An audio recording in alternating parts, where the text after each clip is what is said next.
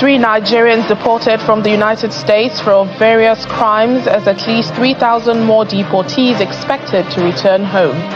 They didn't break down doors. They didn't come with sirens. They came quietly, in unmarked vans, plain clothes, sometimes even with smiles.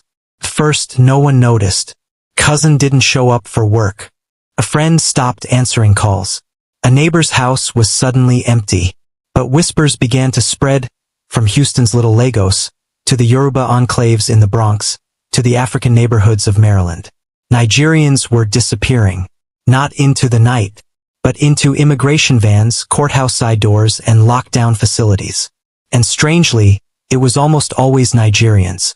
This is the story the US government doesn't want you to see. This is the video they don't want going viral. Stay tuned, because by the end of this video you will never look at US immigration, or Africa's future in America, the same way again. In early 2025, something strange started happening across the United States. It wasn't on CNN. It wasn't trending on Twitter. It wasn't written in the New York Times. But in African restaurants, in Sunday church gatherings, in Nigerian barbershops and Afrobeat clubs, people were whispering. Someone's uncle had been picked up. Someone's brother never came back from a court hearing. Someone's aunt was suddenly missing after reporting to immigration check-in. At first, people thought it was just normal deportations. After all, immigration crackdowns happen all the time in America. But soon, something didn't feel right, because the names being called were always Nigerian. Let me paint you a picture. In Houston's Little Lagos, the biggest Nigerian community outside Nigeria, families started noticing vans parked near Nigerian grocery stores, African churches, and money transfer shops. The vans looked normal. No police logos. Just plain white. In New York's Bronx, Yoruba-speaking communities reported seeing plain-clothed officers waiting outside apartments. Not with handcuffs drawn, but with clipboards. Smiling. Asking for a quick chat. In Maryland, home to tens of thousands of Nigerians, lawyers began receiving desperate calls. My brother is gone. Immigration picked him up. We don't know where they took him. One by one, people were being pulled out of their lives, quietly, silently, like pieces removed from a chessboard. And when families asked questions, they were told, it's just routine. But this was no routine. Here's what we discovered. The US government, according to leaked reports and community testimonies, has been running a targeted deportation program, one that disproportionately singles out Nigerians.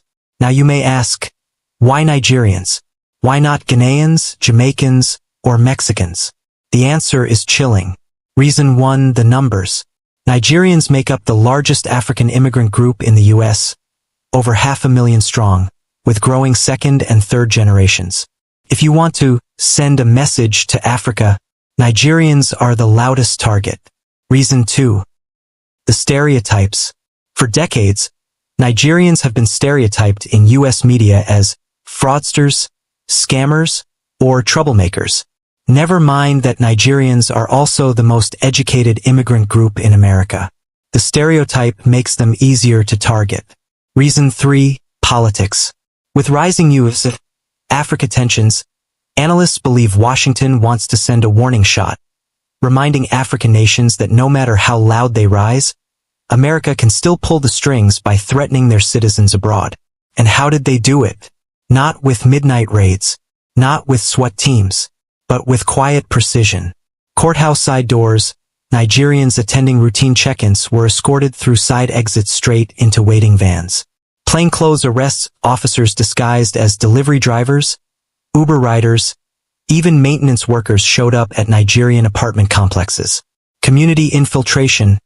Reports suggest informants inside African communities were feeding names directly to immigration authorities. The result? A chilling climate of fear. Parents stopped sending kids to school. People avoided doctor's appointments. Church pews grew empty on Sundays.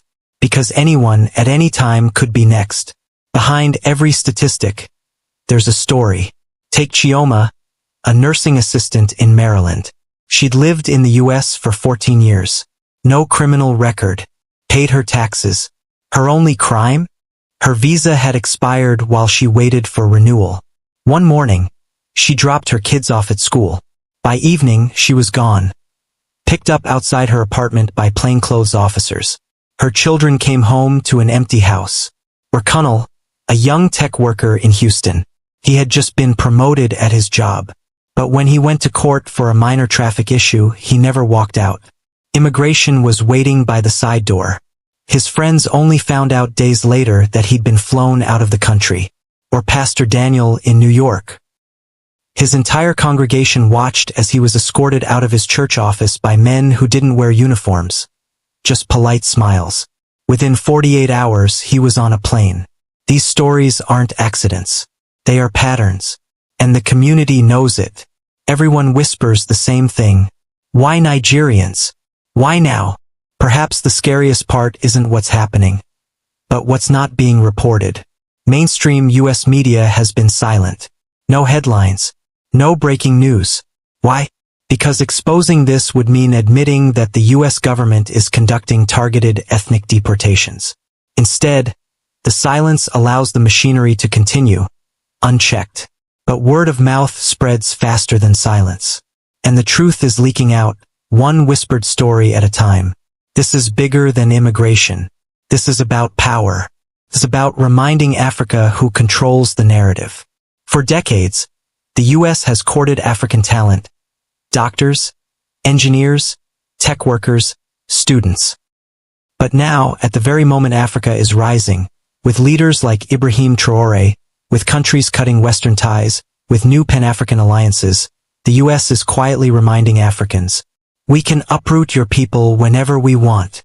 It's not just about individuals. It's about sovereignty. It's about fear. It's about making African immigrants live with the knowledge that they are one knock away from disappearance. But here's the twist. Instead of breaking the Nigerian spirit, this could ignite something else.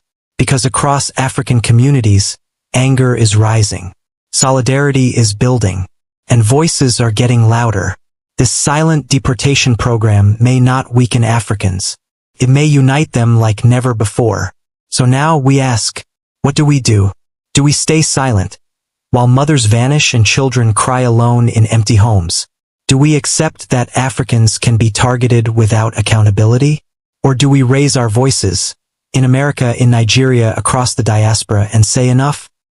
This video is part of that resistance. By sharing it, by commenting, by refusing to stay silent, you are breaking the wall of silence they depend on. If you are Nigerian in America, protect yourself. Know your rights. Stay connected to your community. If you are African anywhere in the world, understand. This isn't just Nigeria's fight. It's Africa's. And if you are watching this as part of the global community, ask yourself, what does it say about America's freedom if an entire community can be targeted and erased without headlines? The truth is out. Now it's up to us to spread it. They didn't come with sirens. They didn't break down doors. They came quietly, and Nigerians vanished. But silence cannot last forever. And the more they try to hide this, the louder the truth will become. Because the Nigerian story is Africa's story. And Africa's story cannot be erased. This is the video they don't want you to see. And this is just the beginning. Africa is rising. And the world is watching. Disclaimer: the content of this video is based on credible, publicly available information and is intended for educational, analytical, and informational purposes only. African Spotlight 24 does not promote hate, violence, misinformation, or political unrest. Our goal is to deliver thoughtful insights, highlight local voices, and encourage informed conversations throughout Africa.